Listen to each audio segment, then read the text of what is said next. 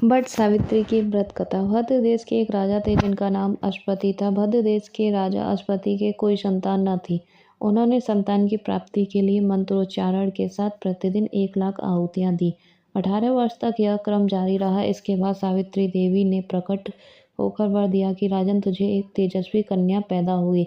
सावित्री देवी की कृपा से जन्म लेने के कारण से कन्या का नाम सावित्री रखा गया।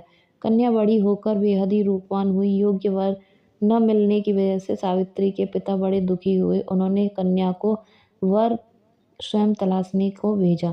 सावित्री तपोवन में भटकने लगी। वहां साल्व देश के राजा धूमसेन रहते थे, क्योंकि उनका राज्य किसी ने छीन लिया था।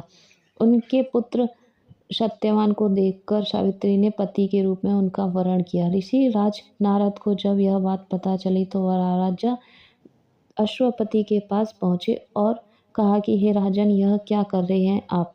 सत्यवान गुणवान है, धर्मात्मा है और बलवान भी है, पर उसकी आयु बहुत छोटी है। वह अल्पायु है। 1 वर्ष के बाद ही उसकी मृत्यु हो जाएगी। ऋषिराज नारद की बात सुनकर राजा अश्वपति घोर चिंता में डूब गए। सावित्री ने उनसे कारण पूछा तो राजा ने कहा, पुत्री, तुमने जिस राजकुमार को अपने वर के रूप में चुना है वह अल्पायु है। तुम्हें किसी और को अपने जीवन साथी के रूप में चुनना चाहिए। इस पर सावित्री ने कहा कि पिताजी, आर्य कन्याएं अपने पति को एक बार ही वरण करती हैं।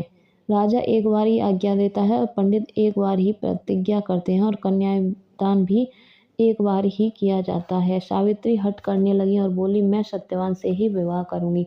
राजा अश्वपति ने सावित्री का विवाह सत्यवान से करा दिया।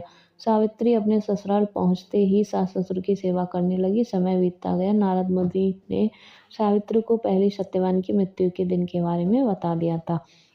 वह दिन जैसे जैसे करीब आने लगा, सावित्री अधीर होने लगी। उन्होंने 3 दिन पहले से ही उपवास करना शुरू कर दिया।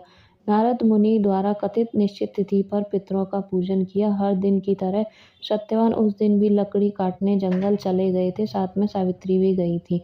जंगल में पहुंचकर सत्यवान लकड़ी काटने के लिए एक पेड़ पर चढ़ गए। तभी उसके सिर से तेज दर्द होने लगा।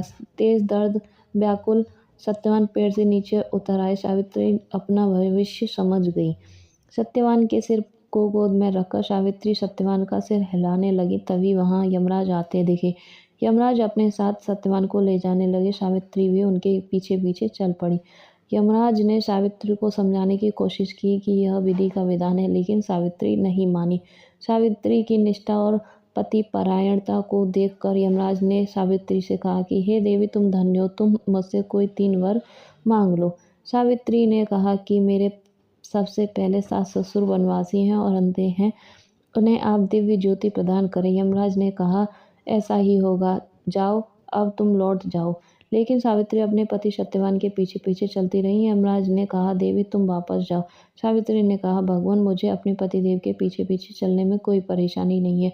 पति के पीछे चलना मेरा कर्तव्य है। यह सुनकर उन्होंने फिर से उसे एक और वर मांगने के लिए कहा। सावित्री बोली, हमारे सास ससुर का राज्य छिन गया है, उसे पुनः वापस दिला दो। यमराज ने सावित्री को यह वरदान भी दे दिया और कहा, अब तुम लौट जाओ। लेकिन सावित्री पीछे पीछे चलती रही। यमराज ने सावित्री को तीसरा वर मांगने को भी कहा।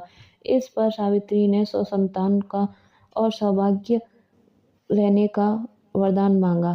यमराज ने इसका वरदान भी दे दिया। सावित्री ने यमराज से कहा कि प्रभु, मैं एक पति प्रथा पत्नी हूँ और आपने मुझे 100 पुत्र होने का आशीर्वाद दिया है। यह सुनकर यमराज को सत्यवान के प्राण छोड़ने पड़े। यमराज अंतर्ध्यान हो गए और सावित्री उसी वट वृक्ष के पास आई जहाँ उनके पति का मृत शरीर पड़ा था।